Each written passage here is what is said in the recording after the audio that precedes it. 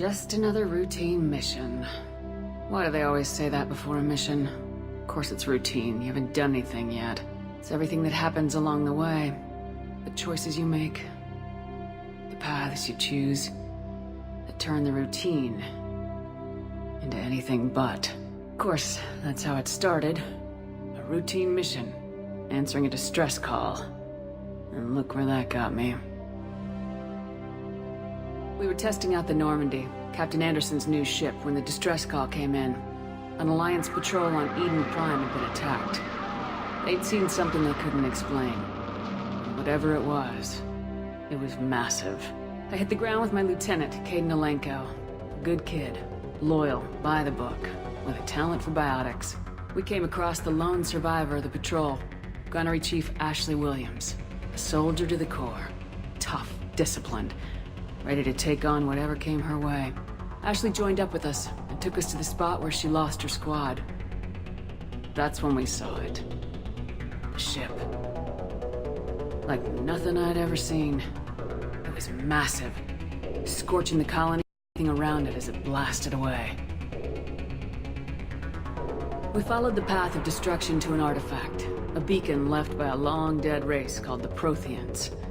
The colony had dug it up, and whoever attacked them had tried to take it. Lieutenant Alenko made the mistake of getting too close. It hit him with some type of energy. I grabbed him and threw him out of the way. That's when it hit me. Hard. Every muscle in my body went rigid. I couldn't move. Could barely breathe. Everything went black. And then I saw something. A vision. Dream.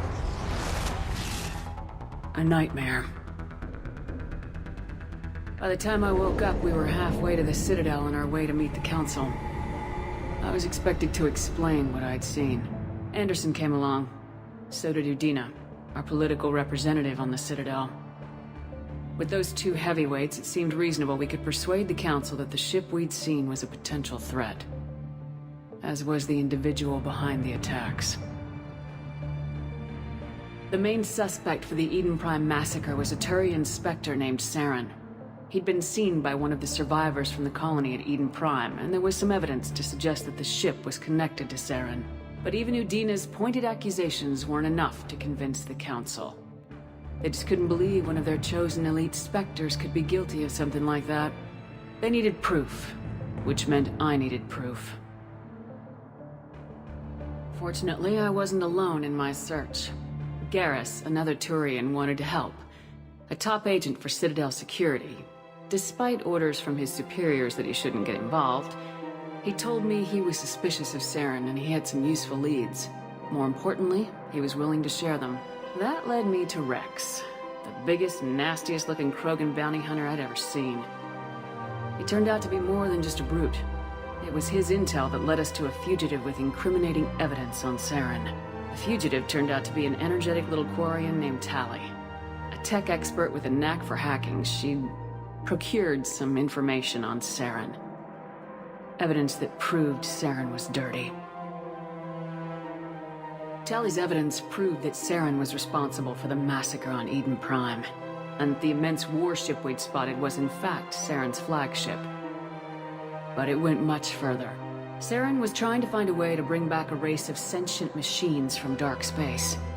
Machines allegedly responsible for cleansing the galaxy of all organic life. These Reapers were blamed for wiping out all life 50,000 years ago, including the Protheans, then disappearing back through the mass relays to dark space, leaving no trace that they'd ever been. That explained why Saren was after the beacon, and it made some sense out of my visions, but not much else. We couldn't convince the Council that the Reapers were a threat, but they agreed Saren had to be stopped. They stripped him of his Spectre status and gave me the honor of becoming the first human Spectre. My first task? Bring down Saren. Anderson decided to stay behind, giving up his ship, the Normandy. He told me I'd need it more than he would. He also pointed me in a direction.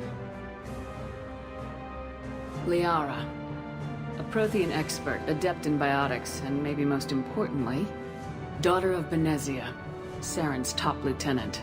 And like most Asari, as beautiful as she is intelligent, and born with a unique ability to meld with other species, Liara was able to help me decipher some of the vision the beacon had given me. Nothing concrete, but it gave me some clues. And a new appreciation for the Asari. Her technique for accessing my vision was unexpected, but not at all unpleasant. Kaidan was a little concerned about the connection I shared with Liara. As commander, I knew either relationship had the potential to interfere with the mission. I decided discretion was the better part of valor, and kept my focus on our goal, finding Saren.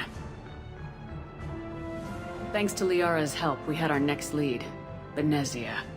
Saren had taken her to Noveria, where he'd enslaved the queen of a dangerous race of insect-like creatures, the Rachni. He ordered Benezia to use the same technique Liara had used on me to extract information from the Rachni queen. The queen's drones were everywhere, and they were not happy. We had to fight through hundreds of them to get to Benezia. By the time we arrived, Saren was gone, with the information. I tried to reason with Benezia, but Saren had indoctrinated her. He had somehow acquired the ability to control people's actions and wills. Benezia wouldn't surrender, and Liara was forced to watch her mother die in her arms. And I was left with an angry, dangerous Rachni queen to deal with. She claimed her drones would do no harm if I released her, but the Rachni had terrorized the galaxy before. I couldn't take the chance. I had a mission to do, and an army of angry Rachni would be one more problem I didn't have time to deal with. With Saren's top lieutenant dead, he was quickly running out of time and places to hide. I tracked him down at his base on Vermeer, but we soon learned it was more than a base of operations. It was a breeding ground. Saren was breeding an army of Krogan. He'd found a cure for the genophage, a disease inflicted on the Krogan to prevent them from breeding and taking over the galaxy. The Krogan Saren was breeding were slaves, mindless beasts that obeyed Saren's will. I had to destroy the base and all its research. Rex disagreed, violently. Rex wanted the genophage cure for his people. I tried to convince him to help me destroy it, that these Krogan weren't real. But he wouldn't back down. He just couldn't be reasoned with, and I couldn't let the base be saved, even if it meant curing the Krogan. Saren had to be stopped. When we finally got to the center of the base, I realized just how close Saren was to completing his plan. He was already in communication with the Reapers. Sovereign, Saren's flagship we'd all assumed was just a ship, was a Reaper. It spoke to me, threatened me. I could feel the menace it had for every living thing. It wanted me dead. It wanted us all dead. And I knew it was capable of doing just that. What I couldn't understand was why Saren would help it. But there was no time to think about it. Sovereign knew where we were. We had to destroy the base and get the hell out. I split my team into 2 squads, sending Ash with one and Kaidan with the other as a distraction. We had a nuke and we planned to use it. Before we could detonate the bomb, Saren showed up. We fought. I stalled him to make time for my team. And in talking to him, I realized the truth. It wasn't Saren who was indoctrinating everyone. It was Sovereign, the Reaper. And Saren was in deeper than all of them. He tried to convince me he was still in control. Said he'd found a way to reduce the Reaper's influence, but he was kidding himself. Or believing the lies Sovereign was telling him. Before I could convince him to stop, he ran, leaving me just seconds to extract my squad mates. I tried, but it wasn't fast enough. I could only save one of them. Kaidan was a good man, and a great soldier. But I had to choose, and I chose Ash. That was the last time Saren would slip away from me. I knew then, the next time we met, one of us would die. With my team mostly intact, we chased Saren and his army to Ilos, a long-lost planet that had once belonged to the Protheans. As we prepared for what we knew would be a desperate fight, I spoke to my crew. We were just one ship, against Saren's growing army. I assured them all that despite the odds, We could defeat him. I'd never tell anyone, but I had my doubts. Leaving Caden behind had hardened my resolve, but revealed a weakness in my defenses. How many more friends and allies would I be willing to sacrifice in order to stop Saren? We arrived on Ilos close behind Saren. Once on the planet, we discovered a Prothean databank that helped me put the final pieces of my vision together. The Reapers had come 50,000 years ago, and every 50,000 years before that, each time purging the galaxy of life. The Protheans had fought and died like every species before them, but a few survived long enough to leave a parting gift. The Protheans had discovered that the Citadel was the key to controlling the mass relays.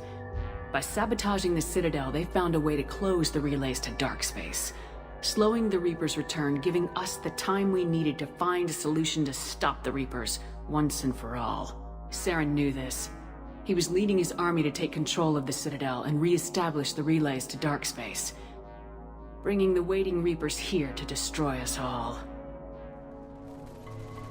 We followed him to the Citadel. It was intact, but heavily damaged. He'd caught the Council fleets by surprise, and they were only now regrouping. And with Sovereign as his flagship, there was little hope that the fleets could counterattack with enough strength to take back the Citadel. But Saren was done running, and I was done chasing him.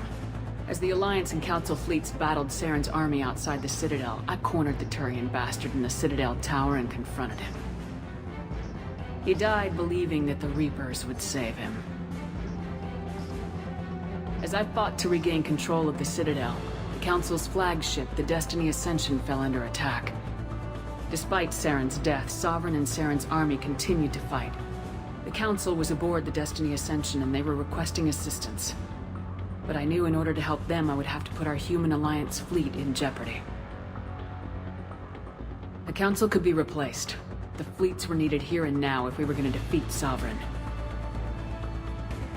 Even with the Citadel back in my control, Saren defeated and the Normandy leading the combined galactic fleet. The battle against Sovereign, a single Reaper, was relentless. It took the combined fleets of humanity and the other races, but in the end, Sovereign fell. The costs were immense. While humanity's efforts in the war earned us our first seat on the Council, it was a hollow victory.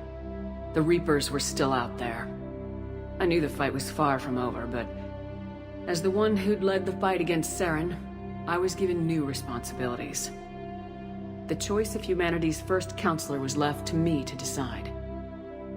On the one hand, Udina, the lifetime politician, ruthless and ambitious. He would easily navigate the political landmines that would soon be placed before him. The other choice, Captain Anderson, the career soldier. Tough but fair. But a friend, and someone I could trust. Both great leaders in their own right. Anderson didn't want the job, which was a sure sign he'd be perfect for it. No ambition to get in the way. The war was over. The threat had passed. In time, the Council would rebuild itself. The Citadel could be repaired. Even the pain of lost friends would fade. But none of that mattered if the Reapers were still out there. And if they were all as powerful as Sovereign, we had to find a way to stop them. I had to find a way. I gathered my crew, took my ship, and went in search of answers. Officially, the Council would only say I was assigned cleanup duty, routing out any remnants of Saren's army. Just another routine mission